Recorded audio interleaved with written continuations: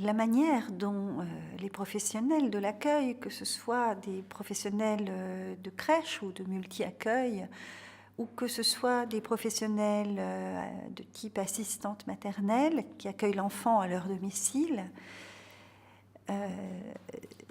cette attitude va être déterminante et sur le vécu de l'enfant et sur le vécu, bien sûr, de la famille, de cette expérience hors de la famille.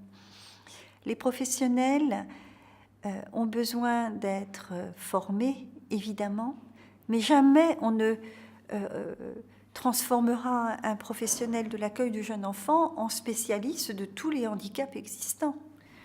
C'est donc au fil de l'accueil, au pas à pas, que les professionnels doivent pouvoir être soutenus, entourés, informés et guidés parce qu'ils ont le souci de bien faire avec cet enfant en fonction des difficultés spécifiques qu'il présente. Et souvent, vouloir bien faire quand on ne sait pas comment faire, ça fait qu'on en fait trop et que ça ne marche pas. Et donc les clés sont quand même que, même pour l'accueil individuel chez une assistante maternelle, il puisse y avoir un entourage.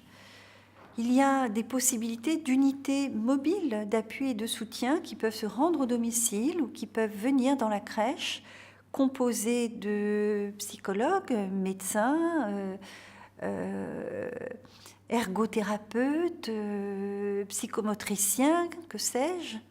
Et ces unités mobiles, elles peuvent être instituées, exister dans les services, mais elles peuvent être aussi une petite équipe qui est l'équipe qui va suivre l'enfant dans ses soins. C'est-à-dire que les professionnels qui accueillent un enfant doivent pouvoir être aussi informés et dialoguer avec les équipes de soins et de suivi ou de rééducation de l'enfant. Et c'est cette richesse réciproque, ce partage et de connaissances et d'observations qui va faire que l'accueil de l'enfant va être progressif et va accompagner l'évolution de cet enfant.